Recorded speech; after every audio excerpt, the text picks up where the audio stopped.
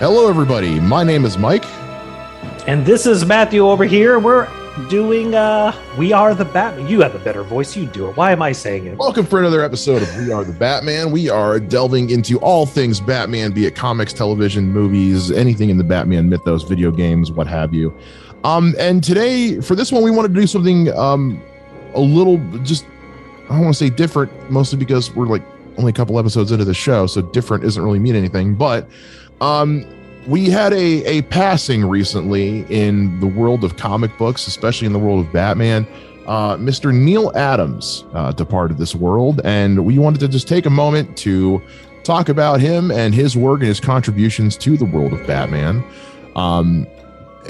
Just to give you a little bit of background on Neal, Neal worked on the Batman, The Brave and the Bold, Detective Comics, Green Lantern, Green Arrow. He did a lot of work with Marvel as well. He received numerous awards from the Inkwell Awards, the Shazam Awards, the Alley Awards. He was a member of the Inkwell Awards Joe Sinnott Hall of Fame in 2019. Just a long involved career in the world of comics, and we are going to delve into his contributions into the world of Batman, especially today. Yeah. Matt, anything you'd like to say before we get started here? I would be remiss to say that he was also one of the strongest and first advocates for creators' rights. He finds out that the two guys that created Superman are basically living like poor as all get out, can't even afford rent. They have no medical, like anything. And he kind of champions them to Warner Brothers DC to go like, guys, like I know it was a business deal in the past, but we have to take care of these men. Like they are the guys. So he did that a lot. So the fact that, you know, I would dare say what he started doing at that time is what eventually becomes Image, or is kind of the forefront or the precursor of those guys eventually going like, wait a minute, why are we bothering? Yeah. But I think he, you know, so to me, not only very talented, not only awesome, but also just like a good person in general to actually, like he had nothing to gain by batting for those two gentlemen and for that going forward. But he did, and that was definitely just not something people did at that time. And he passed away at the age of 80 years old, and was working up until the day he died. He was still working, still writing. He had a couple of series get pushed due to COVID, but he was still working right up until his final days. And so let's get into. There's two particular things two things in particular that I want to talk about. One is his run with Batman, but also his work on Green Lantern, Green Arrow, the Green Lantern, Green Arrow series they did, because both of those were done by him and also famed writer Denny O'Neil, who passed away a couple years ago. And what the two of these men did together with Batman and DC and did for the world of comics is I mean, nothing short of legendary. To start things off, it was Neal Adams and Denny O'Neil who brought Batman back to being kind of a darker character in comics. Yes. Up to that point, it was very campy, based off of the Adam West series, which was fine. It had its place, but it was the two of them together that were like, we can go back to being darker, and really were one of the big names in using comics to address real world issues, which is something I think we take for granted these days. Yeah. Do you know do you realize which two major Batman characters these guys created, Matt? I believe so. I know one of them is definitely Ra's al Ghul. Yes. Ra's al Ghul and Man-Bat. Man-Bat. That's interesting. The two of them created Ra's al Ghul and Man-Bat, and also brought back Two-Face, because Two-Face was a character that hadn't been used since like the beginning of the 60s. And they brought him back in 71. Well, and I see the thing that I have always appreciated about him, especially when you get into his art style, is like up until about 10 years ago, if you thought of Batman, the picture, the look you're thinking of was not even a cover, but a panel he had drawn of Batman running. like that iconic hand forward, other hand back, the cape curled into wings. It was a panel. And that is what has like iconically been what we think of Batman. And yeah, you're talking about somebody who was involved in so many different landmarks, the famous cover of Speedy with the drugs, that whole run. But even up to, you know, some of the more recent stuff where he actually, one of the last works of his that I read was his Batman versus Ra's al Ghul miniseries. Oh, it's so good. Yeah. So good. And that was only 3 years ago. Yeah, unfortunately, that one was because I remember that one was one of the ones that got delayed because of COVID. And it's just an amazing run. It's very clear that he had such a strong hold on this character. You know, he, obviously being this amazing artist that he is, and coming up with these designs, as well as like the work that he had with like think about like the Joker as we know him nowadays as being this kind of crazy homicidal maniac. I mean, that was Denny O'Neil and Neal Adams. They came up with that. They were like, we could do a lot more with Joker than what's been done. And yeah, that Green Lantern, Green Arrow comic where they dealt with Speedy's drug addiction. I mean, that was one of those first moments because there was a lot of pushback on that because the parents didn't want, you know, we don't want to talk about drugs in our kids' comic. It's like, well, no, but it's in there to tell them not to do it. Yeah. It is not a story of let's get involved in this. No, it's not Train Spotting where you see how fun it can be. Right. Train Spotting comic book coming soon to a store near you. Yes. It was, yeah.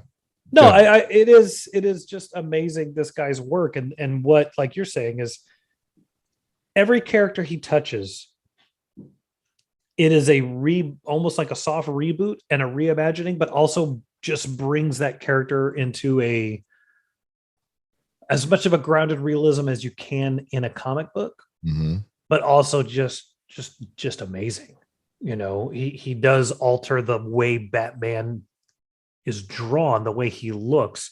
He gets him away from this kind of like early, 60s, early 70s, like big smiling guy where he's stoic and he's dark and he's in the shadows and he's lean. He's not this big hulking guy.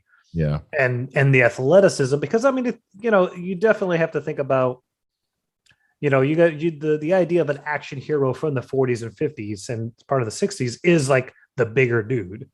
Yeah. But then as you get into more athletic men, I mean, he wasn't quite doing martial arts, but you do start seeing like, the Bruce Lee influence comes in. Actors begin to become more lean and more in shape. And there's more of that there that he, in my opinion, that's what he kind of brings to comic books, is kind of leaning these dudes out and giving more detail than had been done before.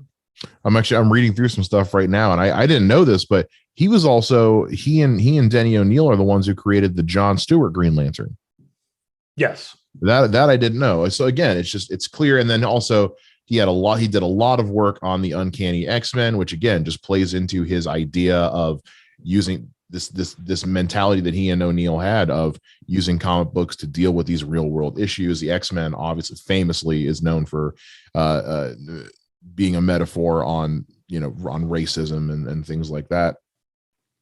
So yeah, Neal Adams was one of those guys who both in real life and in comics was very much an advocate for others and making sure that the world was doing right by them. Whether we're talking about Jerry Siegel and John Schuster for getting their pensions for Superman, or whether we're talking about the work they did with the character of Speedy in Green Arrow, which I think was in the Snowbirds Don't Fly, is what I think it was called. Yes. And just seeing everything that he put into it, there aren't many people quite like Neal Adams who take their role that seriously as Matt gets a call from the Enterprise, who take their role in something like comic books so seriously and knowing just what kind of good can be done with it. Yes. And just from like, story wise, design wise, he just, he's all over the map. You don't know this, or most people don't realize, like, he's the one he updated Dick Grayson's Robin costume, but they didn't at the time. They were you didn't do retcon, so they're like, well, we'll just give that to the next Robin, and that's why Tim Drake's Robin costume looks like that, because he wanted to update Robin's costume. Why you got pants? Yeah, why you got pants? Why yeah, Drake got pants? Yeah, you're welcome, kids. Yeah. So, but no, yeah, we talked about that with Batman the Cult of, like, why is he in underwear? But it's just what he was at the time. Neal Adams hadn't drawn him yet. Yeah. But once Neal Adams, he's like, okay, look, can we give this kid pants? Yeah. He saw the Saturday Night Live sketch. Let's give him pants. All right. No, his influence across the board, even getting into when he does Continuity Comics, or that company where they did stuff for motion pictures. They have their own. The comics were they were interesting, but it doesn't take off as much. There's the indie film market was pre-Image, was at best, very low level as far as people actually reading it. Right. But the comic book artists and writers weren't quite the rock stars they become in the mid to early 90s. But he is involved in so many different things and making so many different changes and just updating everything he gets involved in. Well, yeah, because when he and Denny O'Neil were getting involved in comics, especially with Batman in particular, because they both came over from Marvel and were like, look, Marvel's doing this. There's no reason why DC can't do this as well. Yeah. And that plays into the idea of, like, yes, we know DC and Marvel borrow from each other all the time. That's fine. But honestly, that just helps. Again, a rising tide raises all ships, and taking those influences to DC, which was playing heavily into the family-friendly campy kid stuff because of the popularity of Adam West's Batman series. And that was their way of saying, look, this show is long. It's been over for years. We need to get away from that. We need to go back to seeing what we can really do with our stories. And now the things that we take for granted as just being the norm with some of these stories and these takes on these characters, Neal Adams was a massive part in making those things a reality. Yeah, so definitely. It's a, I always feel weird saying somebody who reached 80, it's tragic that they died, because he definitely lived a very full life. 2 marriages, lots of kids, very well respected, very well loved, tons of influences. But it is always hard when somebody who is that much of an icon passes, even though we know it's coming. For some of these guys that we've loved for so long, it still isn't an easy thing to kind of hear, especially out of the blue like that. We have some people who, like Stan Lee, we were all waiting. We knew it was coming. Like, the dude was in his 90s. Like, when did we get it? We knew Betty White was coming. The timing of it was just awful, but we knew it was coming.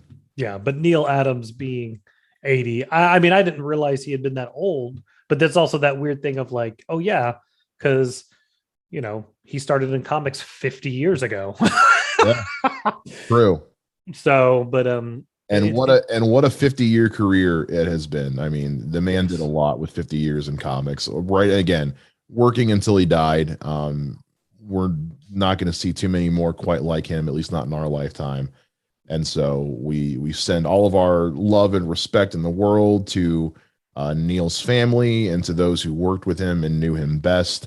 And we thank him for decades of entertainment and thought-provoking reads and just everything he's done for comics at large and in the Batman mythos especially.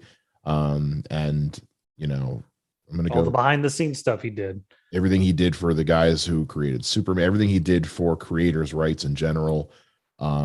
I have every issue of Green Lantern, Green Arrow. I might go read it now. That's a good idea. Afternoon.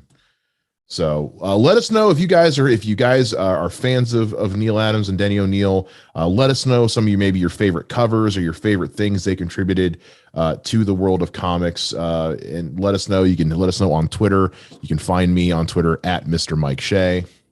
I am on Twitter as Mr. J Ninja. It's just the letter J.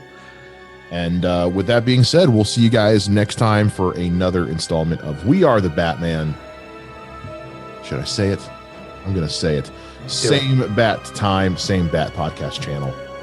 Excellent. Bye. Bye.